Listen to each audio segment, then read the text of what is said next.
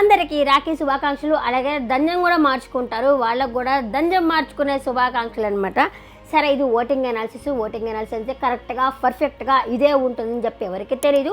ఎవరెవరి యూట్యూబ్ ఛానల్లో వాళ్ళ పోల్స్, కొన్ని పెద్ద పెద్ద యూట్యూబ్ ఛానల్స్ ఆఫ్ పోల్స్ పెట్టి ఉంటారు కదా, వాళ్ళ దగ్గర నుంచి సేకరించిన ఓటింగ్ అనమాట ఇది. ఇంకా ఏమో ఇంతకంటే గాయత్రి అయితే ఎలిమినేషన్ అయిపోయింది. అలాగే బాగి తుళ్ళూరి కూడా ఎలిమినేషన్ అయితే అయిపోవడం జరిగింది.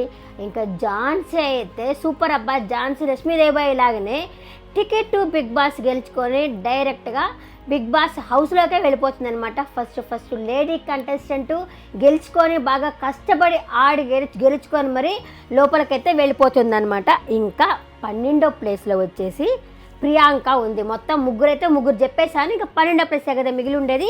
అప్పుడే 12వ ప్లేస్లో ప్రియా ఉంది. ప్రియా బిగ్ బాస్ హౌస్లోకి ఇంకా రాదు. అమ్మాయి నోరు తెరిచి మాట్లాడలేకపోతా ఉన్నారు. నిన్న చూసి ఆ అమ్మాయిని చూసి అయ్యో పాపం అనిపించింది. పాపం అసలు ఏం మాట్లాడాలో కూడా తెలియకుండా అమ్మాయి మాట్లాడలేకుండా పోతా ఉంది.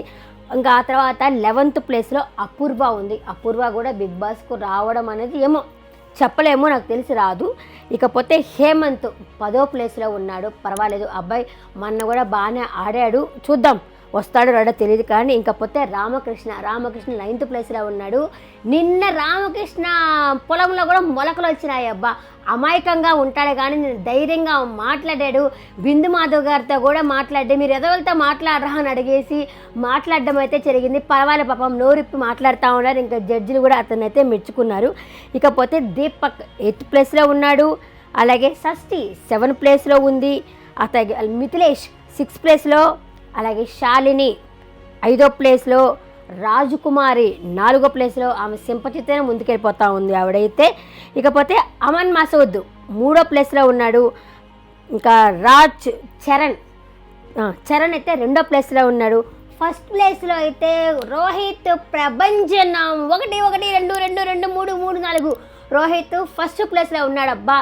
అంతకుముందు అసలు ఏమీ ఆడకుండా ఏమీ తెలియకుండా అలా లోపలికి వచ్చి బిందు మాధవ్ చేత ఇలా నీళ్లు కొట్టించుకొని అదే బిందు మాధవ్ చేత నిన్ను స్టార్స్ కూడా పెట్టించుకున్నాడంటే నిజంగా గ్రేట్ అనమాట.